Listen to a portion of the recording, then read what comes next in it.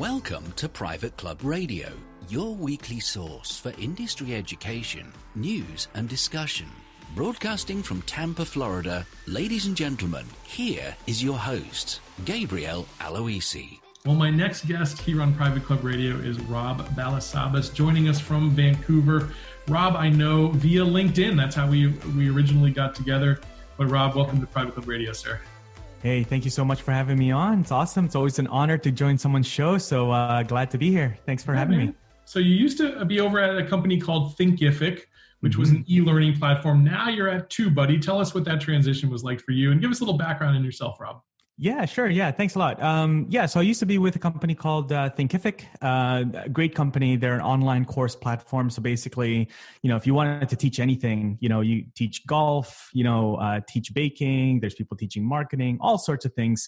And that's what I did for about 4 years. I was with that company, started from support, tech support, all the way then to partner manager. So partnership manager, managing influencers and things like that, that we worked with for probably the last year and a half. And then, I attend a lot of conferences. That's part of my role at Thinkific, and got to meet the team at TubeBuddy just because we had a really big overlap in our audiences. So people that were creating courses are typically also people that are creating YouTube content, knowledge-based content. And so I would see these guys, they're good friends, became really, really buddies with them. And we decided to, hey, we should do a summit together. So we did an online summit together. Thinkific, we ran like maybe 3 or 4 virtual summits. So for anybody that's not familiar, that's basically like an in-person conference, but you do it online. People do their talks via video, recorded video, people register. It's a great way to grow your audience, to grow your email list by leveraging other experts in your space. So we did that together. It was really successful. And then I had a debrief conversation with the team at TubeBuddy, and it was initially like a debrief conversation, in which kind of quickly became, it'd be really nice if, you would join like, what would it look like for you to join the team sort of thing. And so the conversation kind of went that way. And, the opportunity came up. It was, to be the brand evangelist here at TubeBuddy now. And, it's an opportunity I couldn't refuse. I love the YouTube space. I've always kind of looked at it from, an outsider, and thought it would be an awesome challenge, and also a huge ocean of an opportunity for me to really do what I love, which is building relationships and also creating content. So those two things is sort of what I spend most of my time with now, building relationships with YouTube creators that are our partners, and then creating content for those same creators and our users. So here we are today. Yeah, it must have been pretty quick, because I know that after that virtual summit, it wasn't long before you made that announcement. It must have been pretty quick. Yeah, it was pretty quick. Like we wrapped up the virtual summit, and then had a conversation with Thinkific, and it was like maybe a couple months. I really love Thinkific, and I need to say, I always want to say that in interviews, because when we talk about this, because Thinkific has done so much for me. It's opened so many doors. Before Thinkific, I was just an average, digital marketer that didn't really know what my space was in the whole scheme of things when it came to the online world. And Thinkific really gave me opportunities and trusted me with a lot of things that allowed me to grow in that space, which eventually gave me confidence to create videos and create my own personal brand, which opened doors, which led to what I really believe led to where I am today with TubeBuddy. So yeah, it went really quick, but I gave them like a really good runway, like a long notice, because I really wanted to wrap things up there. So sure. Yeah. That's cool, man. So obviously TubeBuddy's based in San Diego. You are all the way up in Vancouver. You're not quite making that commute every day, I don't think. So you've actually been working from home for quite some time, or working remotely. So I'd love for you to kind of give us some tips on best practices for people who this is their first time working from home or working remotely. Yeah, no, absolutely. So I'm based in Vancouver. Been here for many years, since my family moved here in like the 90s from the Philippines. So we've been here, and and the entire TubeBuddy team is in California. So most of them are in San Diego. A few of them are in Los Angeles. So yeah, I'm working remotely. With Thinkific, when I was at Thinkific, I was probably working from home, I would say 2 or 3 times a week. But with my transition to TubeBuddy, it was full time. So there's no office here. So I mean, it's really, I've gotten used to it. I would say the challenge for me is that we do have young children. We have a 6-year-old and a 10-year-old.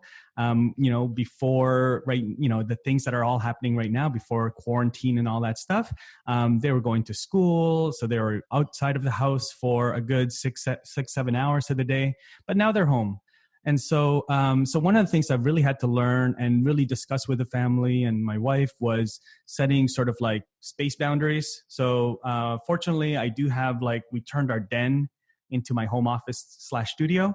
So I close the door. I kind of go to work during the day. I do go out for my breaks.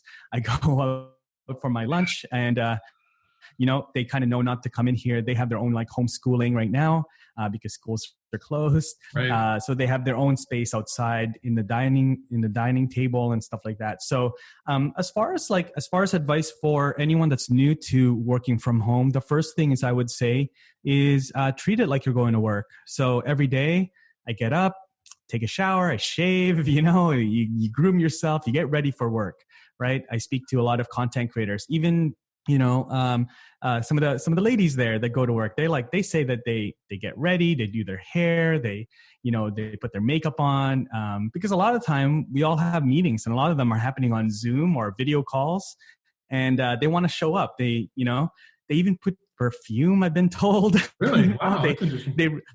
They really want to feel, you want to feel good when you go to work. So are you wearing pants right now, Rob? Yeah, I am actually wearing I am wearing pants, which is rare. Usually I'm in just shorts. So I'm not going to lie.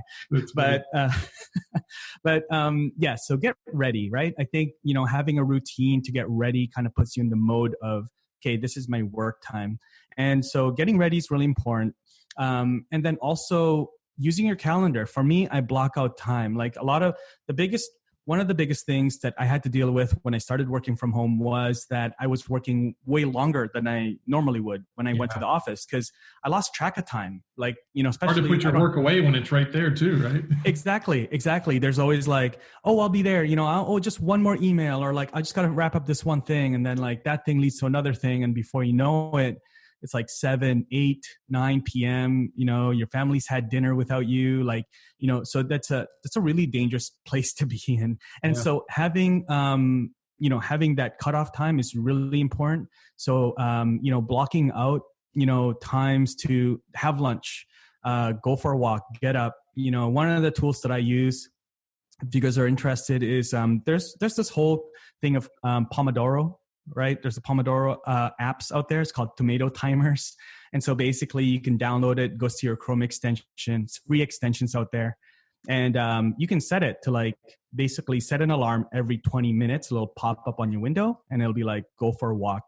And then when you do that, or go get coffee or go get water, just get up, right? Because otherwise you're sitting the whole day. And so I use that. It kind of breaks up my day. So every 20, 25 minutes, it pops up.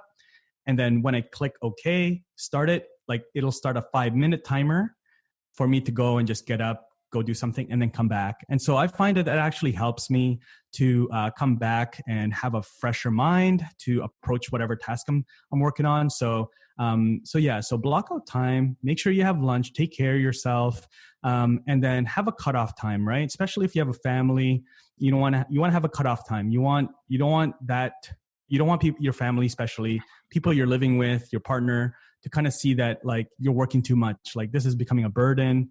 And for yourself, you want to have a work-life balance as well. You want to do other things outside of work. It's really easy to get sucked into like a 15-hour day at home, right? So, great. Yeah.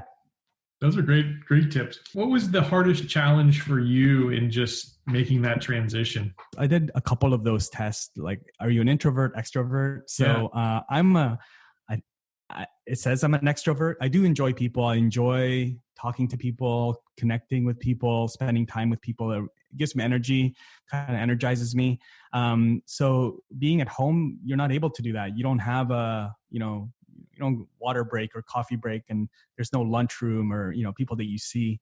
So that was like the biggest, I guess, hurdle for me, was just to get used to that. I'm just so used to being around people. But I've actually found that I've been able to connect more with, a community online, right? Guys like you, we kind of, message back and forth every now and then. Yep. And I find that it's actually a little bit more meaningful because, it's people that understand sort of my day-to-day life online. What are the things I'm working on? It's my people, right? So that's why I've kind of started, like when I started at TubeBuddy, I kind of turned up an old Facebook group that I started a while ago, and kind of just like re-energized it, kind of put some more energy into it, invited some new connections into it. And that's kind of become my community on a daily basis, So yeah. And then also, as far as connecting, I've started to use voice messages on LinkedIn DMs, Instagram, those sort of tools, and kind of using voice messages and video messages. And it's really helped kind of still keep me connected. I want to unpack that a little bit, because I think one of the first times you ever messaged me on LinkedIn, you sent me a voice message, and it's, I don't know, people my age, I'm like 39, so I'm teetering on middle age. I think people like my age and up don't use a lot of those technologies that are available. Like, we just never think to do it, right? You generally just send a text or type it out on a keyboard.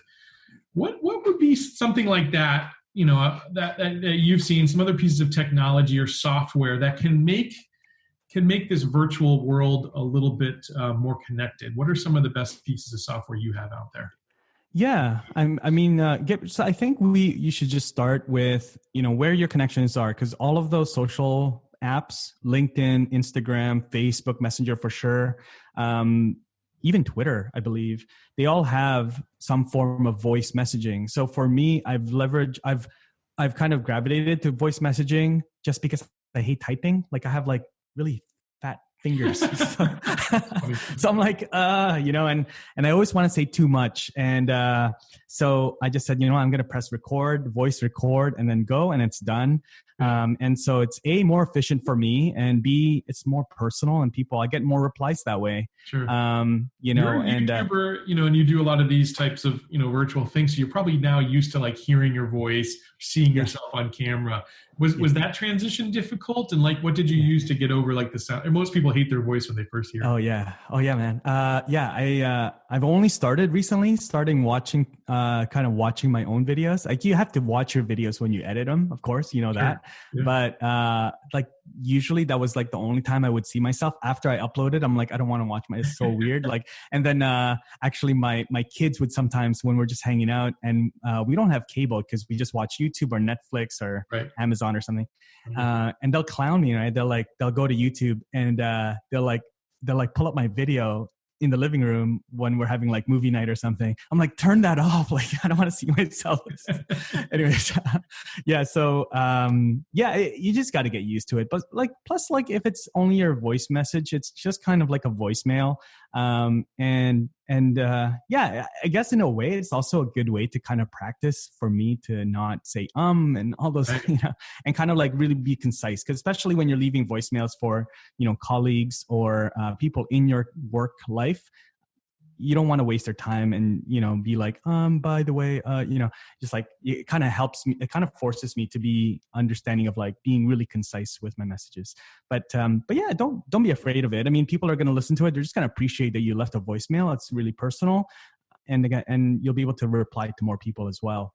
So, yeah, I think that's a great point there. Like, don't overthink it. Just, be natural. Yeah. yeah. It's not going with social media. Any kind of content creation like that, whether you're creating YouTube videos or anything, I mean, it's just a muscle that needs to be exercised. We're all forced to do it now. So this is the time to really get good at it, I think. Yeah, exactly. Let's talk about some of the content you're creating. You've got a YouTube channel, and you and I have had a little competition. You've actually caught up and I think surpassed me. We're both sort of on our way to our first 1,000 subscribers. I know. But I followed your channel, and I really enjoy the content you're putting out. I'd love for you to tell us about Rob Balasabas' YouTube channel. Sure. Yeah. So my YouTube channel, I've had my YouTube channel for years. I think this is a very common story. I've had my channel for years, and really, it's kind of funny. Before I was joining TubeBuddy, I kind of like, hey man, I should really like, I'm looking at all the things I'm creating. I'm like creating a lot on LinkedIn. That's where we connected.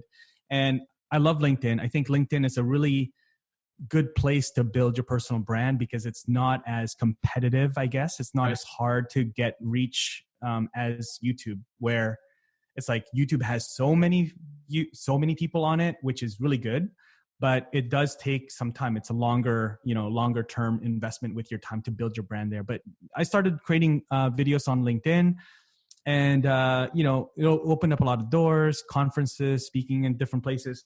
But then I started looking, and I'm like, okay, I need to upload on a regular basis. If I don't upload, nobody finds me on LinkedIn, right? And I don't know if this is something you've thought about as well, but then nobody finds me on LinkedIn. So I'm like, okay, well, I'm kind of like I would repurpose some videos that I uploaded on LinkedIn to YouTube, but very passively. I'm just like like afterthought. I'll let me put it on YouTube just in case, but it slowly shifted to more like, let me create content for YouTube that I might repurpose some clips of it on LinkedIn, but YouTube will become the top of my content pyramid, so to say. And so that's, I would say for the last 4 or 5 months, I've been more mindful of creating content regularly on YouTube. My audience on YouTube is really other content creators, brands, a lot of entrepreneurs, a lot of like small business owners, people selling digital sort of products, courses, that sort of thing. That's really my audience. I'm finding is those people. So other content creators. So I share a lot of tutorials on different tools, how to use StreamYard or OBS or different tools to live stream, different techniques to get interviews, those sorts of things. So how to be a good content creator, and also then how to leverage different platforms with your content to reach your audience. And so, so I'm uploading, I would say once a week, and I do live streams in there as well, probably once or twice a week. Some of the live streams I don't keep on, just because it doesn't do well for evergreen content.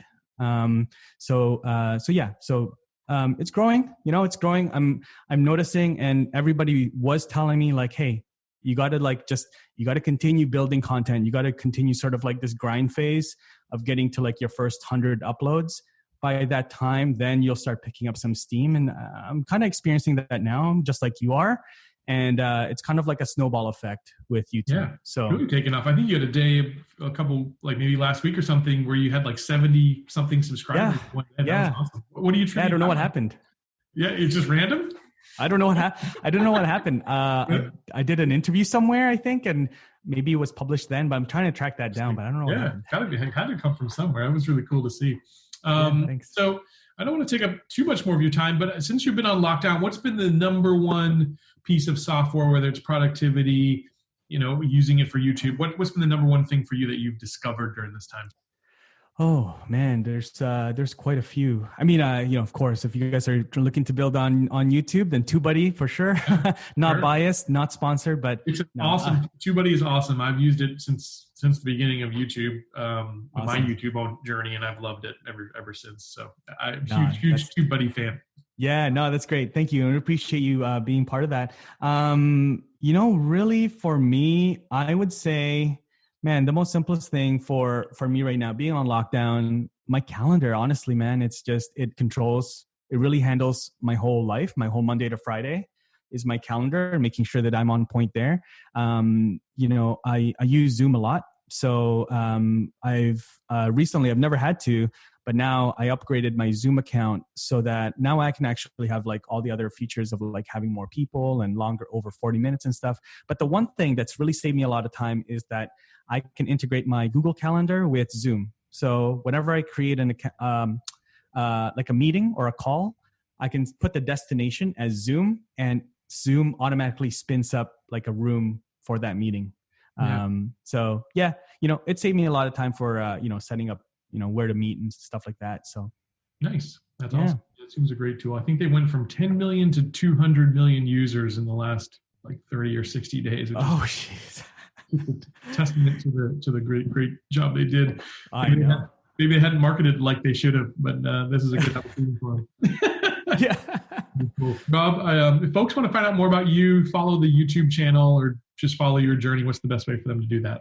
Yeah, absolutely. Thanks a lot for this interview again. You can just find me on YouTube, youtube.com/social media club, or if you just Google or YouTube my first and last name. You might have to copy and paste from the notes here because I have a really long last name. But you'll find me on YouTube. You'll find me on Facebook. I've got a Facebook group as well called the Content Creators Cafe. Totally free, and we just hang out and talk about YouTube and videos and content, marketing and creation strategies. So come join us there, or connect with me on LinkedIn there as well. Awesome, Rob. Yeah, absolutely. We'll put a link to Rob's YouTube channel in the show notes, so you can go ahead and subscribe. Make sure you do. Really enjoy his content, and you will too. Rob, thanks again for being on Private Club Radio, man. Thanks for having me. All the best. Private Club Radio is brought to you by Concert Golf Partners, helping to preserve and enhance private golf and country clubs. Visit concertgolfpartners.com to learn more about the recapitalization process.